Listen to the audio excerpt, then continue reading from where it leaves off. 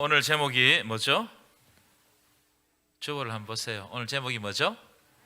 마리아의 순종. 한번 따라합시다. 마리아의 순종.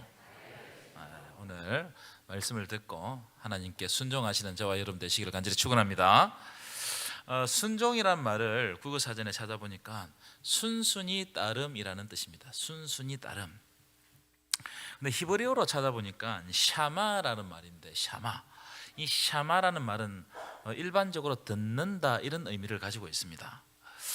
근데 이제 이걸 조금 확대해서 해석하면 누군가의 말을 듣고 그 말을 따른다 이 뜻이 샤마라는 단어의 의미라고 합니다. 헬라어도 비슷해요. 헬라는 히파쿠오라는 말인데 이 말도 누구 아래서 듣는다 이런 뜻입니다. 이 말이 어떤 의미를 가지고 있느냐면 지금 나에게 말하는 사람 아래에서 듣는다는 것은 그 사람의 권위를 인정하면서 듣고 따라간다 이런 뜻입니다. 우리가 일반적으로 목회자나 목회자가 순종하십시오 또는 부모님이 야 부모 말에 순종해라 이렇게 말하면 우리가 일반적으로 어떻게 받아들이느냐, 비판하지 말고 무조건 따라라 이런 뜻으로 오해합니다. 그래서 입 다물고 시키는 일이나 해라 뭐 이런 의미로 받아들일 경우가 있어요. 그래서 요즘에는 이 순종이라는 말을 잘 사용을 못해요. 순종은 이 성경의 윤리 가운데 아주 중요한 부분입니다. 예수님의 순종이 있잖아요. 순종은 아주 중요한데 순종을 강조를 못하겠어요. 강조가 아니고 강조를 못하겠어요. 저는 오늘 말씀을 준비하면서 이 성경에 나오는 이 순종의 세 가지 의미를 먼저 짚고 오늘 말씀으로 들어가고자 합니다. 첫 번째, 성경에 나오는 순종의 의미는 뭐냐면은 하나님께 순종해라. 그리고 또 하나님이 누군가에게 위임하신, 부여하신 그 권위에 순종해라. 이런 뜻이라고 생각합니다. 성경은 인간적인 욕심이나 순종을 요구하는 사람의 어떤 이익을 위해서 순종하라고 단 한 번도 말씀하지 않으셨습니다. 성경은 먼저 하나님께 순종하고 그리고 하나님이 권위를 부여하신 사람들이 하나님이 맡기신 정당한 일을 할 때 그때 순종하라 그렇게 말씀하셨어요. 부모님께 순종하라는 말은 여러분 부모의 야망이나 부모의 욕심에 순종하라는 말이 아니고 하나님이 우리 부모들께 맡겨주신 부모로서의 역할을 감당할 때 하나님이 거기에 권위를 주셨기 때문에 그 권위에 순종하라 이런 뜻입니다. 목회자도 마찬가지예요. 인간 목회자 저에게 순종하라 이 말이 아니고 하나님께서 맡겨주신 직무를 행할 때 그때 순종하라 이런 뜻입니다. 두 번째, 성경에 나오는 순종의 의미는 하나님의 신실함 때문에 순종해야 된다는 거예요. 하나님의 신실함. 아브라함이 갈대아 우르를 떠났던 것은 아브라함이 무슨 탁월한 모험가라서 자기의 고향을 떠났던 것이 아닙니다. 아브라함이 갈대아 우르 즉 자기 고향을 떠난 것은 하나님의 약속과 명령 때문에 떠났는데 그 행동에는 하나님의 약속에 대한 신실함이 있었기 때문에 그 약속 믿고 순종하며 떠났던 거예요. 그래서 성경에 나오는 모든 순종들은 하나님의 신실함, 하나님의 전능하심을 믿고 순종하는 거예요. 그래서 세 번째, 하나님의 신실함과 전능하심을 믿는다면 인간적인 눈으로 볼 때 불가능한 일이거나 자기에게 심각한 손해가 있을지라도 성경은 순종하라 이렇게 명령합니다. 이것을 한마디로 말하면 그럼에도 불구하고 순종하라. 그럼에도 불구하고 내가 내 뜻이 아닐지라도 순종하라. 예수님이 십자가를 지시고 순종하신 것은 그럼에도 불구하고 순종하신 거예요. 왜냐하면 겟세마네 기도를 한번 여러분 잘 보십시오. 예수님은 하나님께 처음에 이렇게 기도하셨습니다. 이 잔을 내게서 옮기시옵소서. 이게 무슨 말이에요 여러분? 예수님 당신은 십자가의 고통을 당하기 싫다는 거예요. 십자가 지기 싫다는 거예요. 왜냐하면 그것은 너무나 고통스럽고 자기에게는 엄청난 손해가 되는 일이기 때문에 그 고통을 피하려고 하셨습니다. 그런데 예수님이 그 기도의 말미를 어떻게 마무리하셨느냐 하면 그러나 나의 원대로 하지 마시고 아버지의 원대로 하옵소서. 아멘이십니까? 그 왜 이렇게 기도하신 거예요? 그것은 예수님이 하나님의 신실함, 하나님의 전능하심을 의지했기 때문에, 그래서 그 약속을 바라보고 하나님의 신실함을 바라보고 순종했던 거예요. 여러분, 하나님은 때때로 우리에게 순종하기를 원하시는데, 그런데 그 순종은 때때로 내가 하기 싫은 일을 순종하라고 하실 때가 있고, 또 나에게 있어서는 엄청난 손해되는 일을 순종하라고 하실 때가 있습니다. 하나님의 말씀으로 그렇게 우리의 마음에 울림을 주실 때가 있단 말이에요. 여러분, 구약 성경에는 소명장들이 있습니다. 한번 띄워보실까요? 예. 모세의 소명장은 출애굽기 3장에 나옵니다. 기도원의 소명장은 사사기 6장에 나옵니다. 사울의 소명장, 사울도 소명받았습니다. 처음에 사무엘상 9장에 나옵니다. 예레미야의 소명장은 예레미야 1장에 나오고요. 이사의 소명장은 이사 6장에 나옵니다. 제가 이걸 보여드리는 것은 오늘 가셔서 여러분들 한번 묵상해 보시기 바랍니다. 이 소명장들의 공통점이 뭐냐면 하나님의 부르심에 바로 따르지 않고 매우 두려워하고 주저주저하는 모습을 보입니다. 왜냐하면 하나님의 소명을 받드는 순간 자기에게는 엄청난 손해와 고통을 따르기 때문에, 그래서 이 소명을 부르신 하나님이 부르실 때 이 사람들이 다 주저주저해요. 모세는 나는 입이 뻣뻣하여 말할 줄을 알지 못합니다. 무슨 말입니까? 나에게 능력이 없는데 왜 이런 일을 감당하게 하십니까? 이런 뜻입니다. 기도원은 제가 읽어드릴게요. 오 주여, 내가 무엇으로 이스라엘을 구원하리까? 보소서, 나의 집은 므낫세 중에 극히 약하고 나는 내 집에서 가장 작은 자니이다. 나는 미미한 자인데 이런 일을 할 수가 없습니다. 나는 부족합니다. 예레미야는 주 여호와여 슬프도소이다. 주 여호와여 보소서, 나는 아이라 말할 줄을 알지 못합니다. 여기도 내가 어리고 부족하고 연약하기 때문에 하나님의 명령을 받아들일 수가 없습니다. 이런 뜻이에요. 이사야는 나는 입술이 부정한 사람입니다. 나는 깨끗하지 못한 사람입니다. 소명을 받은 자들이 흔쾌히 내가 하겠다고 하지 않는단 말이에요. 왜냐하면 그것을 받아들이는 순간 내가 무엇을 해야 할지 알기 때문에 그래요. 그래서 소명과 사명은 동시에 주어집니다. 하나님의 소명이 임하면 내가 무엇을 해야 될지 아는 거예요. 모세는 이스라엘 백성들을 출애굽시켰지만 이스라엘 백성들에게 몇 번이나 돌에 맞아 죽을 뻔했습니다. 예레미야, 이사야 다 하나님 주신 예언을 하다가 어마어마한 고통을 겪어요. 특별히 이사야는 전설에 의하면 톱으로 켜 죽였다고 그랬어요. 그러나 하나님은 그들에게 순종하기를 원하신다는 겁니다. 여러분, 하나님의 역사는 하나님께 순종하는 사람들을 통해서 열리는 거예요. 하나님께 순종하는 사람들을 통해 가지고 하나님의 그 역사를 열어가십니다. 아브람 한 사람이 하나님께 순종했을 때 아브람 후대의 모든 사람이 하나님을 믿는 백성이 되었어요. 하나님의 백성이 되었습니다. 그리고 이 아브라함의 족보로 인하여서 다윗이 오게 되고 그리스도가 이 땅에 오게 되었습니다. 그러니까 아브라함 한 사람의 순종이 얼마나 중요한가 말이에요. 역사의 문을 열어버리는 거예요. 한 사람의 순종은 역사의 문을 연다. 하나님은 요셉 한 사람을 통해서 그 당시 애굽 주변에 기근으로 가뭄으로 죽어가는 모든 사람을 살렸어요. 누구를 통해서? 요셉 한 사람을 통해서. 요셉 한 사람의 순종이 사람을 살린단 말이에요. 바울 한 사람의 순종 때문에 세계 곳곳에 복음이 전거되었습니다. 어쩌면 이 바울의 영향력 때문에 우리가 예수 믿고 있는지 몰라요. 예수 그리스도의 한 분의 순종 때문에 그를 믿는 모든 사람들은 구원받게 되었습니다. 아멘이십니까? 그런 의미에서 하나님의 역사는 한 사람의 순종을 통해서 열리는 거예요. 내가 순종할 때 그 순종을 통해서 하나님 나라의 역사는 열리게 되는 겁니다. 이런 놀라운 역사가 여러분 삶 가운데 일어나기를 간절히 축원합니다.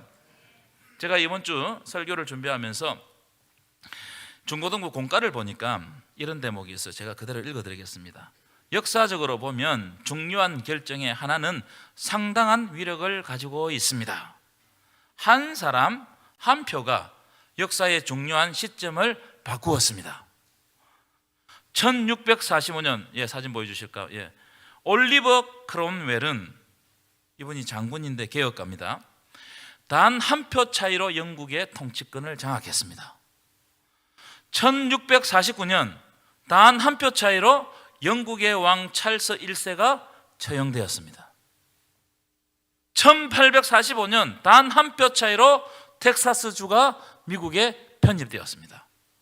한 사람의 한 표가 역사의 물줄기를 바꾸어 버렸습니다. 한 사람, 그 한 표가 역사의 물줄기를 바꾸어 버리는 거예요. 여러분, 하나님 나라 역사도 마찬가지입니다. 한 사람의 순종이 하나님 나라의 지평을 열어가는 겁니다. 앞에서도 말씀드렸지만 바울 한 사람의 순종 때문에 복음의 문이 이방인에게 열리는 거예요. 마찬가지입니다. 지금 내가 이 순간에 하나님 앞에 순종하면 하나님 나라의 역사가 우리의 가정과 우리 교회에 열리게 될 줄 믿습니다. 하나님은 순종하는 한 사람을 통해서 하나님 나라를 펼쳐가신다. 그래서 그 사람이 한 사람이 하나님 앞에 바로 설 때 그곳에 하나님 나라가 이루어지는 거예요. 자, 오늘 본문을 이제 보실까요? 오늘 본문에 보면 마리아의 순종이 나옵니다. 오늘 본문은 대략 이런 내용이에요. 갈릴리 나사렛이라는 아주 다 작은 동네에 요셉이라는 남자와 그 약혼한 마리아라는 처녀가 있었습니다. 유대 여자들은 보통 13세 정도 되면, 옛날에 우리나라도 조혼이 있었잖아요, 그죠? 13세 정도 되면 결혼할 남자와 먼저 약혼을 한다고 합니다. 성경에는 정혼이라고 되어 있어요. 결혼을 정했다 이 말이죠. 이렇게 약혼을 하고 나면 1년 정도 있다가 실제로 결혼식을 올립니다. 그러니까 오늘 우리 본문에 등장한 마리아는 그렇게 나이가 많지 않았다고 봐요. 제가 추정하건대 15세, 16세 많아도 이 정도 된 것 같습니다. 그런데 이 마리아에게 가브리엘 천사가 찾아와서 소식을 전하는 겁니다. 가브리엘은 성경에서 기쁜 소식을 전하는 천사입니다. 자, 그럼 이 가브리엘이 마리아에게 무슨 소식을 전했느냐? 31절 볼까요? 31절 함께 읽겠습니다. 시작. 보라, 네가 잉태하여 아들을 낳으리니 그 이름을 예수라 하라. 네가 아들을 낳을 텐데, 처녀가 아들을 낳을 텐데 그 이름을 예수라 하라. 이 명령을 받았어요. 이 말씀을 받았어요. 32절 33절도 띄워보시면 제가 각색해서 좀 읽어드리겠습니다. 그가 높은 자가 되고 지극히 높으신 아들이라 일컬음을 받을 것이요, 하나님의 아들이 된다. 하나님의 아들이라 일컬음을 받을 것이요, 하나님께서 그의 조상 다윗의 왕위를 예수에게 주셔서 그가 영원히 왕으로 통치하실 것이다. 예수는 영원히 왕으로 통치할 것이다. 이 약속을 주신 거예요. 자, 그런데 문제는 뭐냐면 이 마리아는 결혼을 했어요, 안 했어요? 아직 결혼을 하지 않는 처녀입니다. 그 당시에는 처녀가 임신하면 돌로 쳐 죽이는 율법이 있었습니다. 마리아는 성령으로 잉태되었어요. 만약 결혼하지 않았는데 처녀가 아기를 가지면 돌에 맞아 죽는 거 여러분 얼마나 두려운 일입니까? 그래서 마리아가 그 소식을 듣고 놀라고 두려워했어요. 처음에는 기쁘지 않았습니다. 이런 일이 나에게 어떻게 생긴단 말인가? 그런데 이 말씀을 쭉 읽어가면 마리아는 그럼에도 불구하고 순종해요. 그럼에도 불구하고, 아까 세 번째, 그럼에도 불구하고 나에게 엄청난 손해가 있고 고통이 있을지라도 그럼에도 불구하고 순종하는 겁니다. 자, 그 장면 한번 읽어볼까요? 38절입니다. 38절 함께 읽겠습니다. 시작. 마리아가 이르되 주의 여종이오니 말씀대로 내게 이루어지이다 하매 천사가 떠나가니라. 말씀대로 이루어지이다. 이 일로 인해서 자기가 죽을 수 있지만 하나님이 보내신 천사의 말씀을 듣고 그 말씀에 순종하기로 결단했어요. 순종하기로. 그럼 왜 마리아가 순종했는가? 저는 두 가지 말씀을 가지고 오늘 은혜를 나누고자 합니다. 첫 번째, 마리아는 하나님의 약속의 말씀을 믿었기 때문에 순종할 수 있었어요. 약속의 말씀 때문에, 그 말씀 때문에 순종했습니다. 자, 오늘 본문을 보면 가브리엘 천사가 등장해서 하나님의 말씀을 마리아에게 전했습니다. 그랬더니 마리아가 38절 다시 보여주시면 말씀대로 내게 이루어지리이다. 지금 마리아는 뭘 믿고 있는 거예요? 천사를 믿고 있는 게 아니고 누구를 믿고 있다고요? 하나님의 말씀, 천사를 통해서 주신 하나님의 약속의 말씀을 믿고 있는 거예요. 여러분, 우리의 삶에는 여러 가지 상황들이 펼쳐집니다. 여러 가지 일들이, 내가 원하든 원하지 않든 여러 가지 일들이 있습니다. 그런데 우리는 그 상황을 보고 눈에 보이는 상황을 믿어요. 우리는 눈에 보이는 것을 믿습니다. 그리고 때때로 그 상황 속에 빠져버립니다. 무슨 말이냐면 내가 보고 내가 듣고 내가 느낀 바를 믿는단 말이에요. 다 그렇습니다. 자, 그런데 내가 보고 내가 듣고 내가 느낀 바를 사람들이 다 믿는데 그것이 영적으로 진짜 건강하고 정확하냐? 이건 다른 문제예요. 이거 영적인 참이냐? 이건 다른 문제단 말이에요. 베드로가 밤새도록 고기를 잡았습니다. 베드로는 평생 어부 생활을 했습니다. 고기 잡는 데는 도 같은 사람입니다. 전문가단 말이에요. 그런데 그 밤에는 한 마리의 고기도 못 잡았습니다. 계속 실패했어요. 물론 베드로는 지금까지 자기가 보고 듣고 느낀 바대로 고기를 잡는 겁니다. 자기의 경험을 토대로 고기를 잡는 거예요. 그럴 수밖에 없죠. 당연한 일입니다. 그런데 예수님이 실패하고 있는 베드로에게 이렇게 말합니다. 깊은 데로 가서 그물을 내려라. 여러분, 밤새도록 고기를 잡았는데 깊은데 얕은데 안 내려봤겠습니까? 오른쪽 왼쪽 안 내려봤겠어요?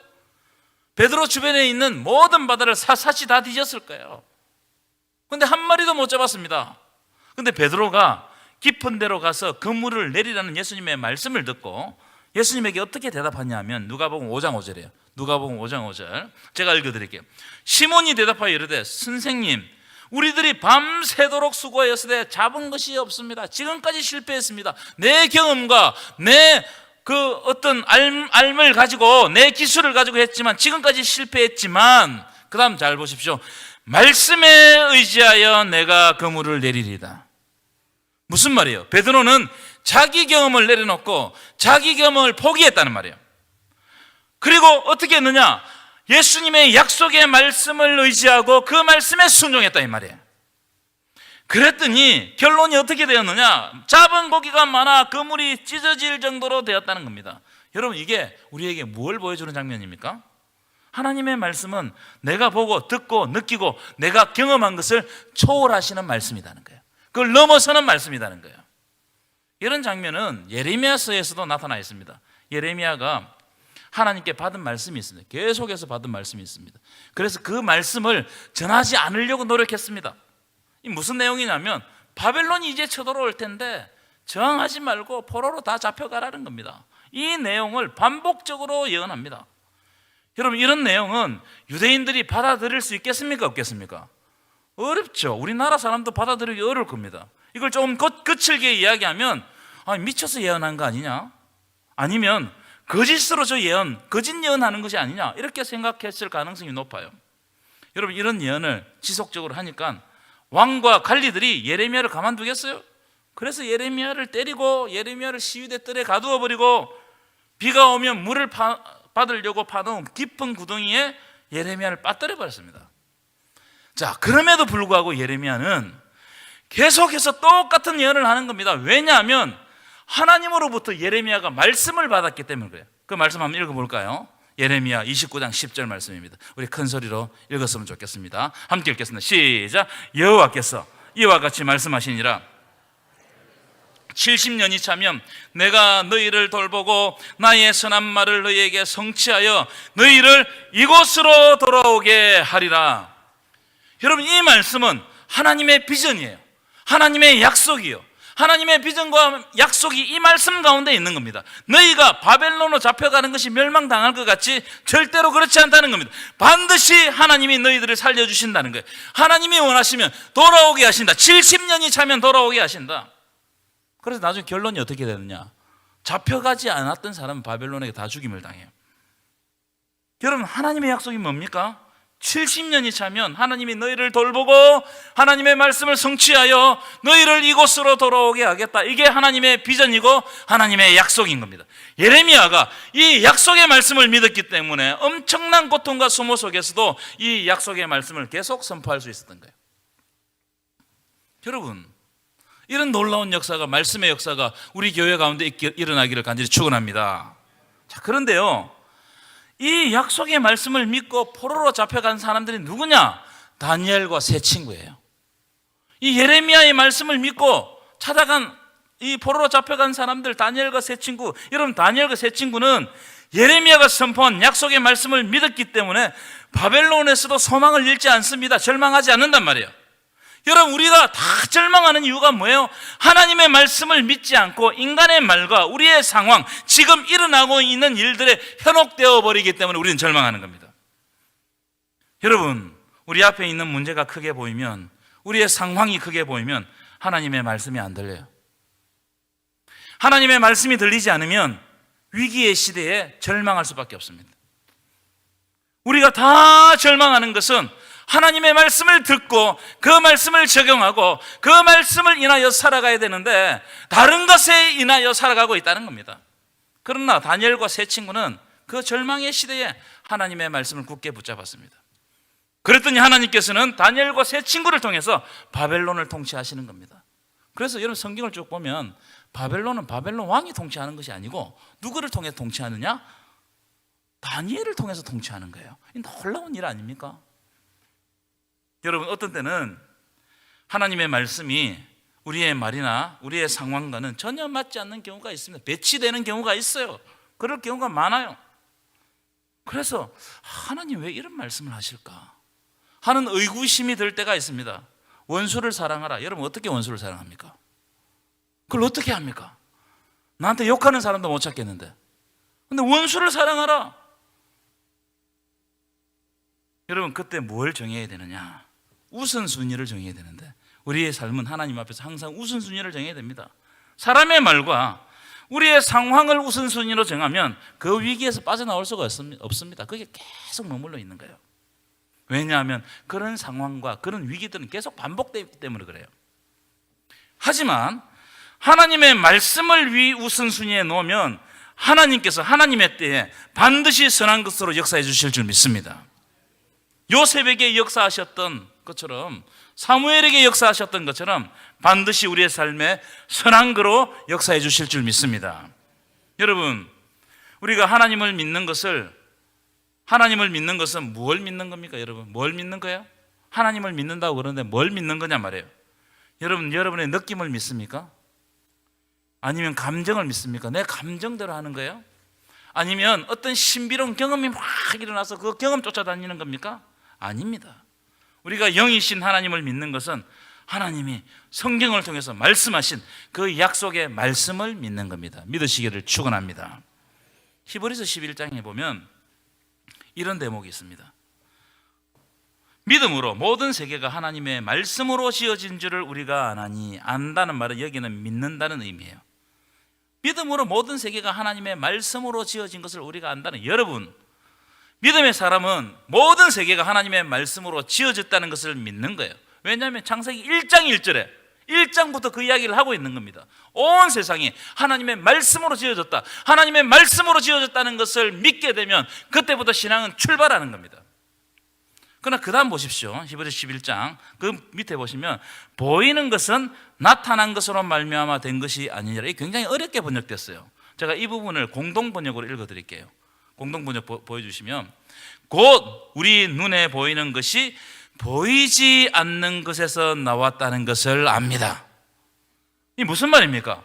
지금 보이는 모든 세상은 우리 눈으로 볼 수 없는 하나님의 말씀으로 시작됐다 이 말이에요. 그래서 우리가 하나님의 말씀을 믿을 때 그 놀라운 하나님의 능력의 역사가 드러나는 겁니다. 마리아가 이걸 믿은 거예요. 이 약속을 믿은 거예요. 여러분, 여러분에게도 이런 믿음의 역사가 일어나기를 간절히 축원합니다. 두 번째, 하나님의 은혜와 하나님의 함께 하심이 마리아에게 있었기 때문에 마리아가 순종했습니다.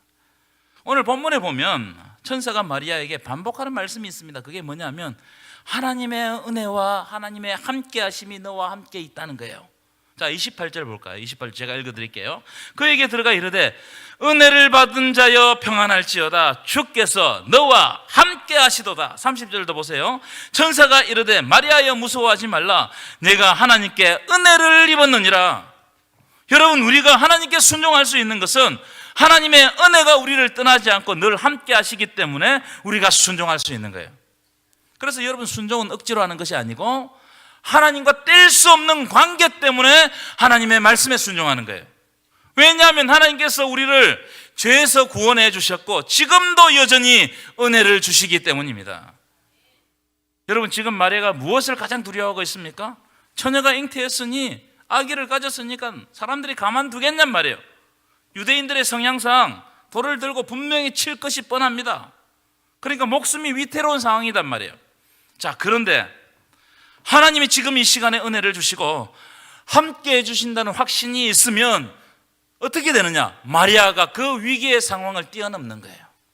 위기가 있어도 위기에 갇히지 않는단 말이에요. 다윗이 사울에게 쫓겨다닐 때 이런 시를 짓습니다. 시편 18편 띄워보실까요? 나의 힘이신 여호와여, 내가 주를 사랑하나이다. 그 다음 보십시오. 여호와는 나의 반석이시오, 나의 요새시오, 나를 건지시는 이시오, 나의 하나님이시오, 내가 그 안에 피할 나의 바위시오, 나의 방패시오, 나의 구원의 뿌리시오, 나의 산성이시로다. 무슨 말이에요? 비록 내가 지금 쫓겨다닐지라도 하나님이 나를 지켜주시고 나와 함께 하여 주신다면 내가 망하지 않는다는 거예요. 여전히 하나님의 은혜가 멈추지 않았고 하나님은 여전히 나의 반석이시고 나의 요새시고 나의 방패시고 나의 산성이시라는 겁니다. 그래서 그걸 믿는다면 하나님이 나를 끝까지 책임져 주신다는 거예요. 아멘이십니까? 이걸 깨닫지 못하면 순종할 수가 없습니다. 어떻게 순종하겠습니까? 그러나 반대로 이걸 깨닫는 순간 순종하게 되는 거예요. 여러분, 순종은 하나님과의 관계가 깊지 않으면 절대로 순종할 수가 없습니다. 하나님과의 관계. 그래서 여러분, 뭘 하기 전에 나와 하나님과의 관계가 바로 정립되어 있는지 그걸 살펴보는 것이 좋습니다. 여러분, 예수님의 다른 이름이 뭐죠? 따라합시다. 임마누엘. 좀 더 큰 소리로 따라하겠습니다. 임마누엘. 무슨 뜻입니까? 하나님이 우리와 함께 하신다. 예수님의 탄생은 하나님이 우리와 함께 하시는 표징입니다. 이걸 믿을 때 우리는 순종할 수 있다 이 말이에요. 제가 지난주 금요일 저녁에 금요 기도회 때 이런 설교를 했습니다. 예수님이 담배에도 풍랑이 있다, 이 설교를 했어요. 대부분의 신앙인들이 예수를 믿으면 내 삶에는 아무 문제가 없다, 문제가 있는 문제도 다 사라진다, 이렇게 착각합니다. 그러나 그렇지 않습니다. 예수님이 담배에도 풍랑이 닥쳤어요. 배가 뒤집어질 뻔했습니다. 여러분, 우리의 가정 그리고 우리 교회, 이 나라에 예수님이 계시는 줄 믿습니다. 그런데 예수님이 우리와 함께 하신다고 해서 풍랑마저 사라지는 것은 아닙니다. 분명하게 풍랑이 있습니다. 여러분 삶 보십시오. 풍랑이 있어요. 그런데 그 풍랑보다 더 크신 예수님이 우리와 함께 계시는 줄 믿습니다. 제자들이요, 풍랑을 보고 무서워서 두려움에 잠겨버렸습니다. 그런데 제자들이 잊고 있는 게 있었어요. 예수님이 자기 배에 타고 있다는 것을 잊고 있었습니다. 그러다가 위기를 막 맞다가 배가 뒤집어질 그 상황이 되어서 예수님을 깨우는 겁니다. 그때 예수님이 일어나셔서 하신 말씀이 뭔지 아십니까? 마가복음 4장 39절. 마가복음 4장 39절. 제가 읽어드리겠습니다. 예수께서 깨어 바람을 꾸짖으시며 바다들이 이르시되 잠잠하라 고요하라 하시니 바람이 그치고 아주 잔잔하여지더라. 40절. 이에 제자들에게 이르시되 어찌하여 이렇게 무서워하느냐? 너희가 어찌 믿음이 없느냐? 무슨 말이에요? 풍랑이 일어나는 순간 제자들이 예수님께 기도하지 않고 풍랑을 보고 무서워가지고 이리저리 헤맸다는 거예요. 두려움에 빠져버렸다는 거예요. 그런데 이 모습을 예수님이 뭐라고 말씀하시느냐? 어찌 믿음이 없느냐? 너희 왜 믿음이 없느냐? 여러분, 우리는 문제를 보고 문제에 빠져버리면 두려움에 잠깁니다. 믿음이 없는 자들이 된다 이 말이에요. 그런데 그 위기의 순간에 예수님에게 우리의 문제를 이양하는 순간 그 문제는 예수님으로부터 풀립니다. 아멘이십니까? 우리는 그 문제를 풀 수가 없어요. 예수께서 깨어 바람을 꾸짖으시며 바다들어 잠잠하라 고요하라 하시니 바람이 그치고 잔잔하여졌다는 거예요. 무슨 말이에요? 모든 문제는 예수님으로부터 풀리는 거예요. 자, 41절입니다. 41절 우리 한번 읽어보겠습니다. 시작. 그들이 심히 두려워하여 서로 말하되 그가 누구이기에 바람과 바다도 순종하는가 하였더라. 저는 이 말씀을 이렇게 읽었어요. 좀 다르게 읽었습니다. 바람과 바다는 예수님께 순종하는데 제자들은 예수님의 능력을 의심하고 있는 것 같아요. 그렇죠?